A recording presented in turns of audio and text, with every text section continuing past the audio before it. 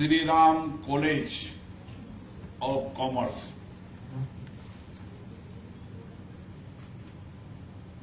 जिसके बारे में देश ने पूरी दुनिया के अंदर ये कॉलेज अपने कॉमर्स सब्जेक्ट के बारे में, इकोनॉमी के बारे में जिसने ग्लोबली चॉइस बनाई है। आज दुनिया का हर विद्यार्थी ये प्रयास करता है कि मेरा admission Shri Ram college of commerce में हो। आपको सौभाग्य है कि आप इस प्रतिष्ठित कॉलेज के विद्यार्थी हैं। मैं आप सबका अभिवादन करता हूं, स्वागत करता हूं। आज की कॉन्क्लेव में इस कॉलेज की प्रधानाचार्य डॉक्टर अरुणा झा, अध्यक्ष स्टूडेंट यूनियन परम जी, स्टूडेंट यूनियन के संयोजक डॉक्टर शशांक विक्रम प्रताप सिंह, जिन्होंने कहा मैं उस धरती पे आता हूं जो बदलाव क्रांति की धरती है। डॉक्टर अरुणा यादव, फैकल्टीज के सभी प्रोफेसर, प्राध्यापक, मेरे प्रिय विद्यार्थी भाई और बहनों,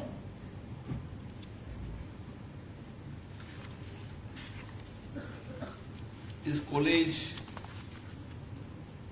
के बारे में मैंने बताया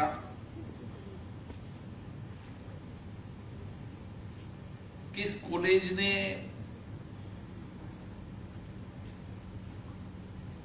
एक विशिष्टता हासिल की है, एक प्रामाणिकता है,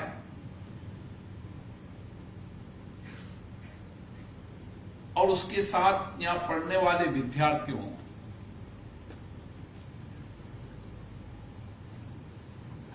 की विरासत को हम देखते हैं तो उन्होंने अलग अलग क्षेत्रों के अंदर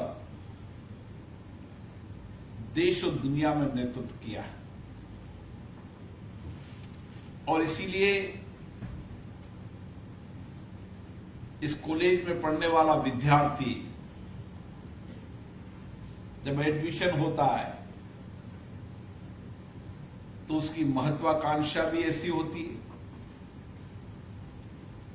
उसकी विचार और सृजनशीलता भी ऐसी होती है, और उसके इमोशन भी ऐसे होते हैं कि मुझे एसआरसीसी कॉलेज में एडमिशन मिला है, और उसके साथ सपने होते हैं, और सपनों को पूरा करने के लिए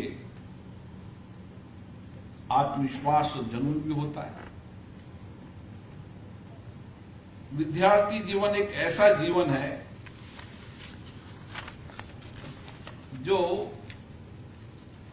चुनौतियों से भरा हुआ भी है, लेकिन चुनौतियों के साथ अवसर और अपनी जिंदगी का स्वर्णिम समय भी होता है।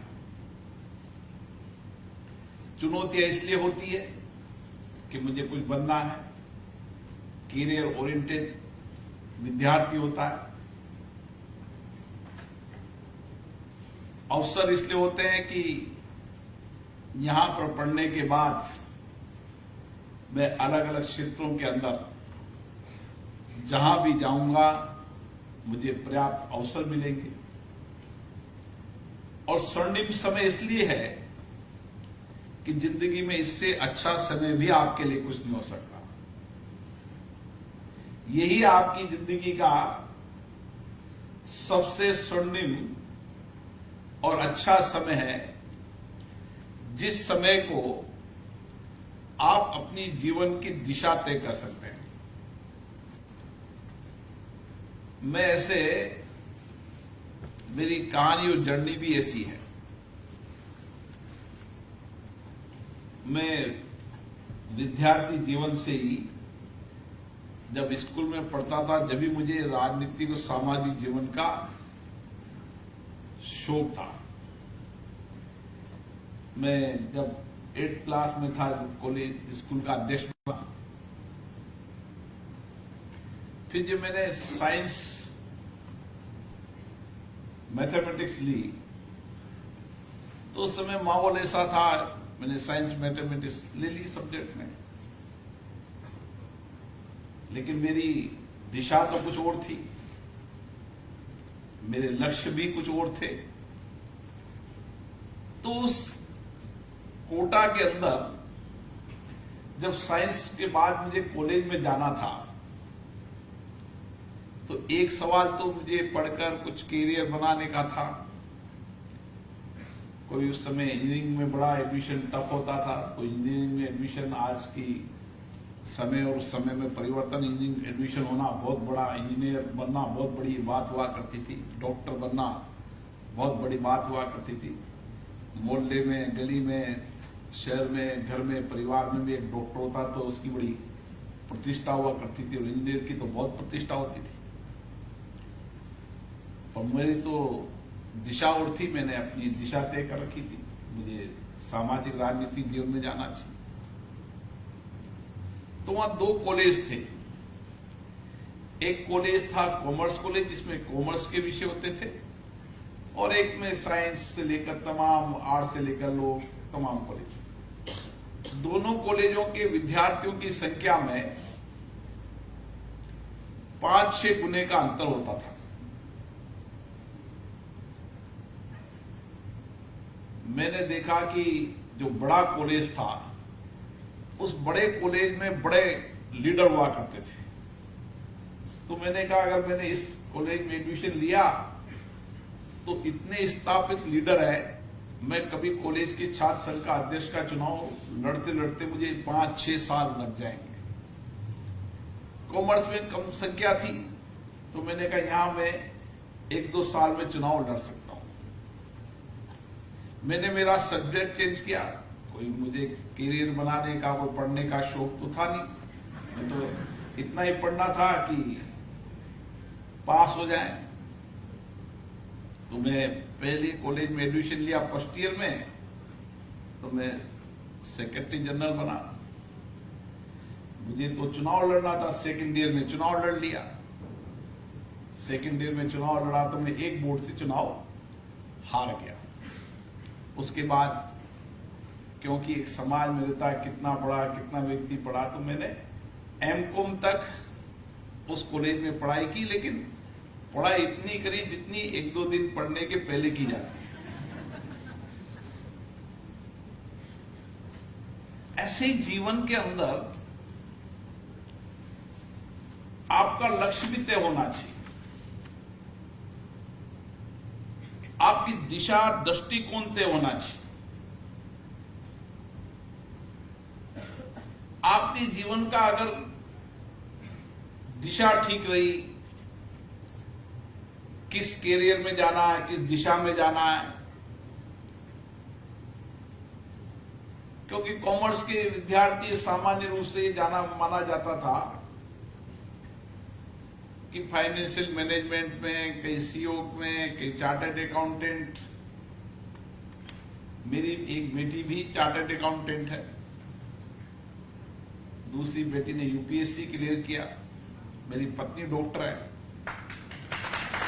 मतलब मेरे जीवन के आसपास में कोई राजनीतिक परिप्रेक्ष्य नहीं है कहीं भी। तो मैंने शादी करते समय कुछ पढ़ी लिखी पत्नी ढूंढी। मैंने कहा बच्चे को संभाल ले, ताकि मैं अपना जो मेरा कैरियर है पॉलिटिक्स से, उस दिशा की ओर चलता रहूं, और वो पढ़ा ले। तो मुझे एक डॉक्टर साहब मिल गए, तो मैंने शादी कर ली। तो व्यक्ति के जीवन के अंदर बहुत बड़ा विचार होना चाहिए। एकदम कॉलेज जीवन से ही दिशा तय होनी चाहिए। संकल्प मुझे जाना कहां है, मेरा किस कैरियर की ओर मुझे जाना है। आप में से कुछ लोग होंगे जो अपने पेरेंट्स के बिजनेस को संभालेंगे, उनके व्यापार को संभालेंगे। कुछ फाइनेंशियल मैनेजमेंट में जाना चाहते होंगे, कुछ एमबीए करेंगे, आईपीएस, आईएएस, आईपीएस या अन्य यूपीएससी या कंपटीशन में जाना चाहते होंगे, या दुनिया के बड़े कॉलेज के इकोनॉमिक कॉलेज में पढ़ने का विचार रखते होंगे। लेकिन इस विचार के साथ आपकी दिशा तो तय होनी कि मुझे अगर दुनिया के बड़े कॉलेज में भी पढ़ने जाना, उसके बाद करना क्या है, मुझे जाना कहां है। और मेरा मानना है कि जीवन में विशाल दृष्टिकोण होना चाहिए, विशाल। जितना विशाल दृष्टिकोण होगा, जितना बड़ा विचार होगा। और मेरा मानना है कि कोई संसाधन जिसके पास ज्यादा हो वही बड़ा व्यक्ति बन सकता है, ऐसा नहीं। या जिसके पास धन हो वही बड़ा व्यक्ति बन सकता है, या देश और दुनिया की बड़ी हस्तियां, वो जिसका बहुत पढ़ाई लिखाई हो, बहुत अनुभव, वह बड़ा व्यक्ति बन सकता है।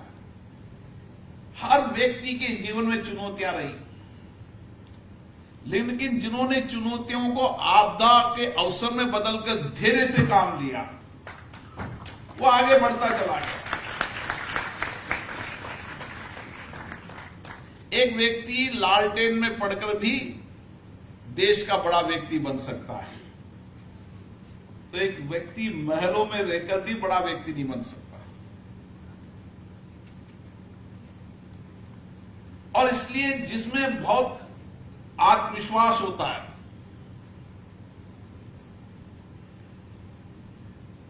बहुत सोच का दायरा बड़ा होता है। हमें क्या शिक्षा देती है, आखिर पढ़ाई क्या देती है, हमें एजुकेशन क्या देती है। हम शिक्षा में पढ़ ले, पास कर ले, उसके बाद क्या प्राप्त करते हैं। किताब पढ़ी हमने, एग्जाम दिया, पास हो गए। मैंने भी एग्जाम दिया, 2 दिन पढ़ के पास हो गया। आप बड़े एग्जाम देके पास हो गए। भाई केवल बीबीए, बीकॉम या मास्टर में उत्तीर्ण होना ही हमारा लक्ष्य नहीं है। हमारा अगर दृष्टिकोण इतना सा ही रहा कि मैं केवल परीक्षा देनी है, परीक्षा में पास होकर आगे निकलना है, तो ये बहुत संकुचित दृष्टिकोण है हमारा। ये समय जीवन का व्यापक दृष्टिकोण, व्यापक बदलाव। जैसे हमारे बलिया के ने कहा ना कि बदलाव क्रांति की धरती। बदलाव जीवन में होना चाहिए, हर समय, हर व्यक्तित्व में, हर क्षण। मैं ही दुनिया के अंदर बदलाव कर सकता हूं, मेरे में ही क्षमता है, मेरे में सामर्थ्य है। यह आत्मविश्वास जीवन में हर व्यक्ति को होना चाहिए। और जिसमें यह आत्मविश्वास होता है वही बदलाव लाता है। इसलिए जिद होना चाहिए, लेकिन सकारात्मक दिशा की ओर जिद होना चाहिए। जिद जीवन के अंदर बहुत बड़ा परिवर्तन लाती है।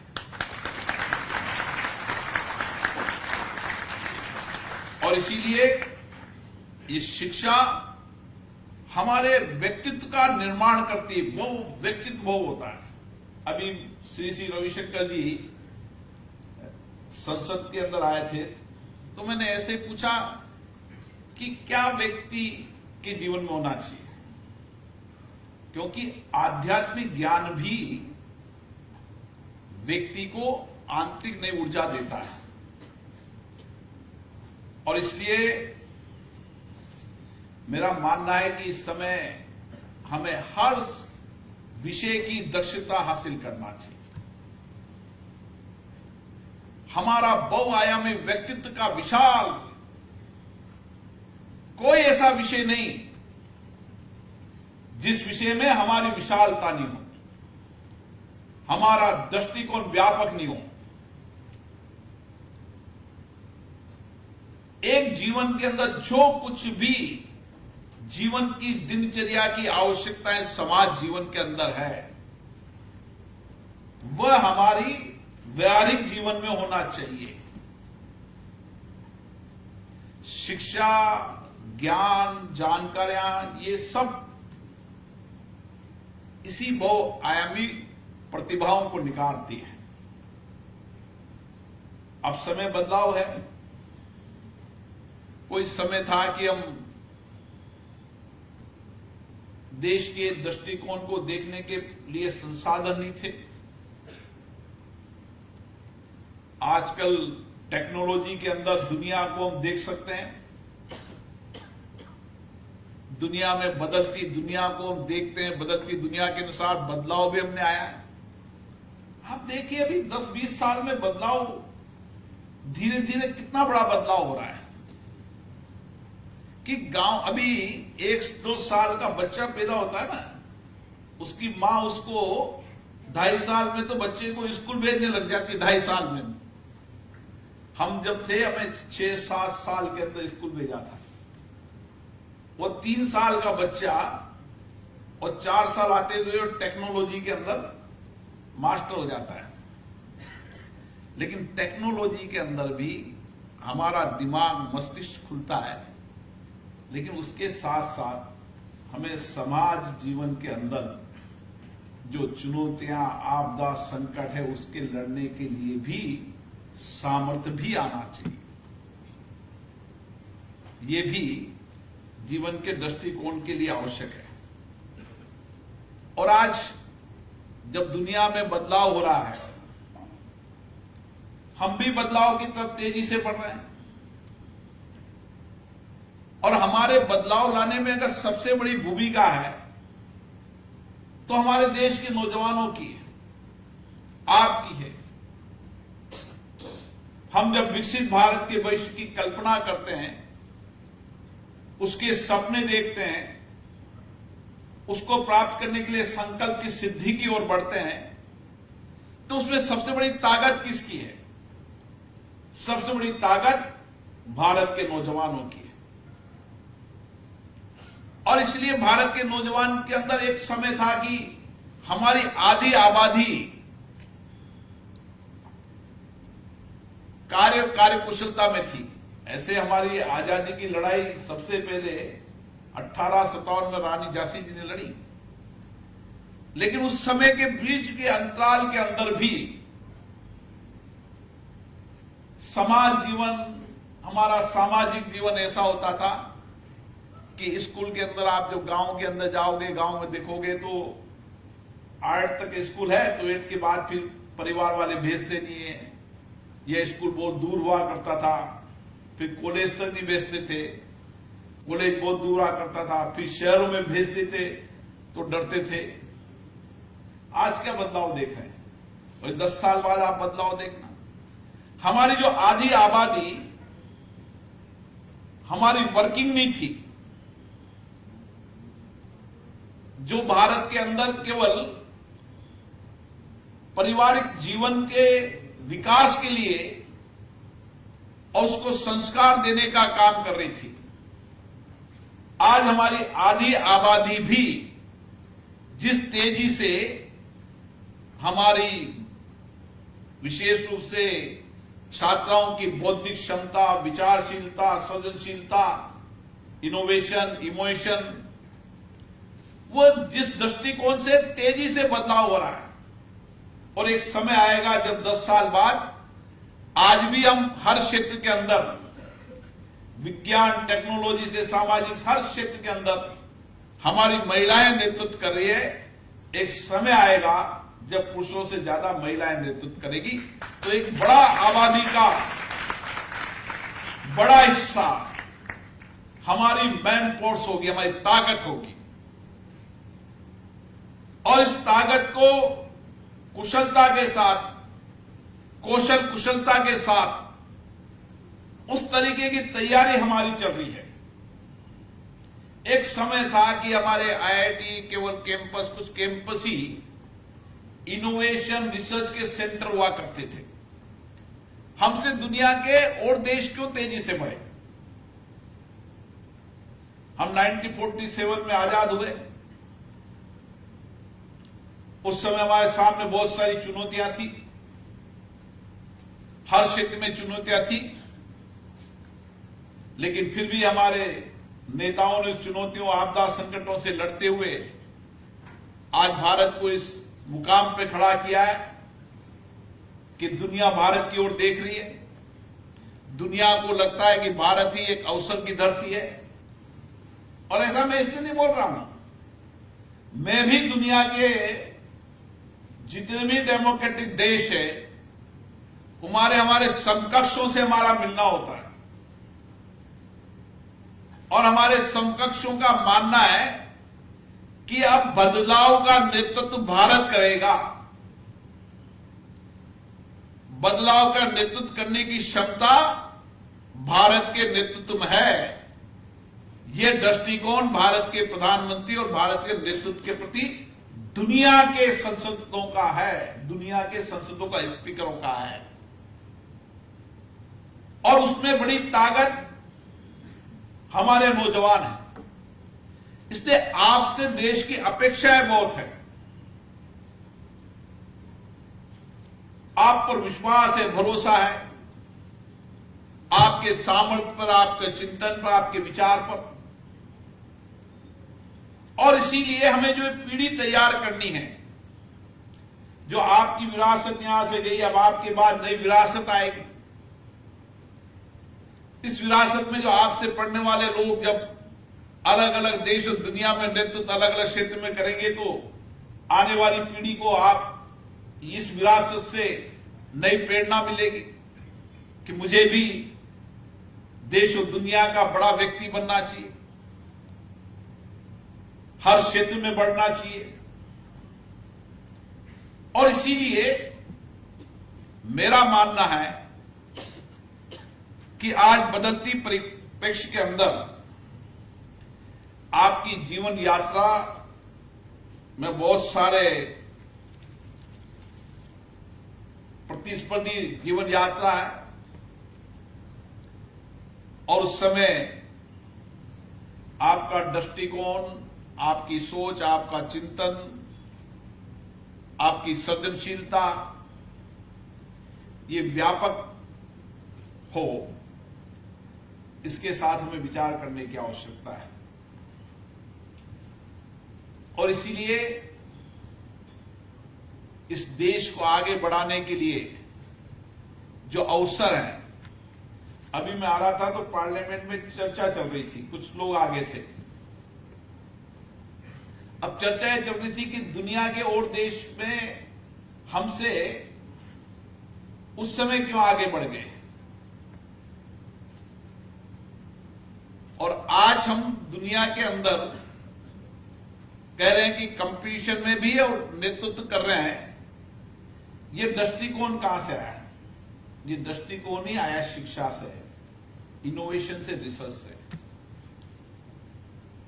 आज से 5 साल 10 साल बाद जब दुनिया का, अभी हम जो दुनिया में रिसर्च होते हैं, इनोवेशन होते हैं, उन रिसर्च इनोवेशन को हम कुछ प्राप्त करने की, टेक्नोलॉजी को लाकर काम करने का प्रयास कर रहे हैं कि उस टेक्नोलॉजी को लाएं और हमारी मैन पावर को उपयोग करें। लेकिन अब समय है कि इनोवेशन रिसर्च भारत में हो। एक समय था कि दुनिया के अंदर इनोवेशन रिसर्च केवल पश्चिम देशों में होते थे, विकसित देशों में होते थे। अब समय है, ये समय हमारे नौजवानों की बौद्धिक क्षमता पर है कि आने वाले समय में इनोवेशन भी यहां होगा, रिसर्च भी होगा, दुनिया के सब जैसे पेटेंट भी यहां होंगे, और दुनिया हमारा फॉलो करेगी, हमारी नकल करेगी। ये हमारी ताकत बनने वाली है, और इसी ताकत की अपेक्षा आपसे है। केवल हमारा सीमित दायरा, केवल हमें पढ़कर यहां से निकलना ये नहीं,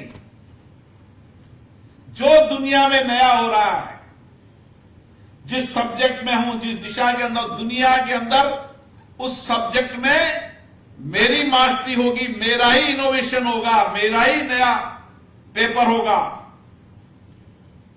मुझे ही दुनिया के दृष्टिकोण को, दुनिया की दशा को, दुनिया के कॉमर्स को, वित्त के समावेशन को, जो सब्जेक्ट हमारा है, उस सब्जेक्ट में मुझे परिवर्तन करना है।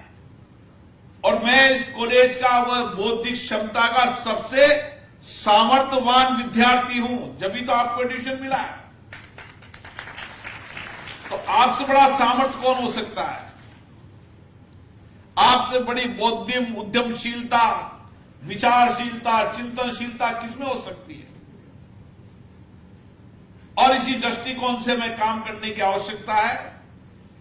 मुझे आशा है कि ये आने वाली पीढ़ी इस दृष्टिकोण से काम करेगी, नए चिंतन, नए सोच, नए विचार से काम करेगी, आत्मविश्वास से काम करेगी, जुनून जिद से काम करेगी, जिस सकारात्मक दिशा की ओर होगी, और कभी निराश, असफलता कभी जीवन में नहीं होगी। आप जितने सफल व्यक्तियों की जीवन की कहानी देखोगे, वह कहीं ना कहीं असफल हुए और उन्होंने सफलता से ही जीवन के अंदर आगे बढ़कर नेतृत्व किया। यह जीवन की हर व्यक्ति की कहानी है। और इसीलिए मेरा आपसे आग्रह है कि आप इस दिशा की ओर काम करेंगे। ऐसे स्पीकर के बारे में कहा जाता है कि कम बोलो। कौन स्पीकर सर्वश्रेष्ठ है? जो कम से कम बोले। मैंने ऐसे ही चर्चा की कि मेरे पुराने स्पीकरों का अनुभव क्या है,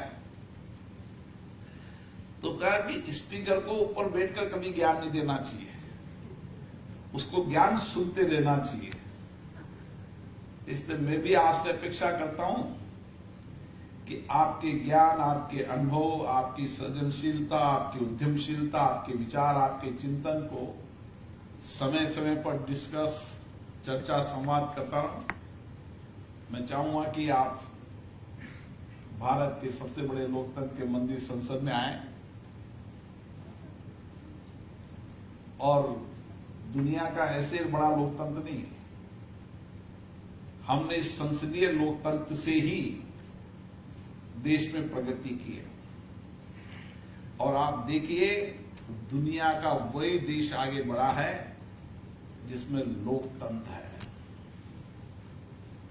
जहां लोकतंत्र होंगे, विचार होंगे, लोगों के विचारों का आदान प्रदान होगा, मंथन होगा, चिंतन होगा, बड़े दृष्टिकोण होंगे, व्यापक दृष्टिकोण होंगे, अलग अलग दृष्टिकोण होंगे, उसी से ही सही दिशा निकलती है। तानाशाह राज कभी भी आगे नहीं बढ़ा है। और दुनिया के अंदर जहां जहां भी क्रांति हुई और जहां जहां तानाशाह आई, उस देश का आप हर्ष देख रहे हैं। और जिस जिस देश के अंदर डेमोक्रेसी मजबूत होती गई, वो देश आगे बढ़ता गया। इसलिए भारत के अंदर लोकतंत्र की ताकत बहुत बड़ी है। और ये लोकतंत्र की ताकत आप सबके जीवन में होना चाहिए कि आप जब भी जाएं, चर्चा करें, संवाद करें, विचार विमर्श करें, चिंतन करें, सोच करें, दृष्टिकोण दें, अपना अपना चिंतन दें, अपने अपनी उद्यमशीलता दें, नई इनोवेशन, रिसर्च जो आपने किया है दुनिया में, उसकी चर्चा करें। और आपस में एक साथ मिलकर हम किस तरीके से भारत को नई ऊंचाइयों पर ले जा सकते हैं, विकसित भारत के सपने को कैसे साकार कर सकते हैं, ये हमारी सामूहिकता की ताकत बननी चाहिए। आप सबको बहुत बहुत शुभकामनाएं, बधाई।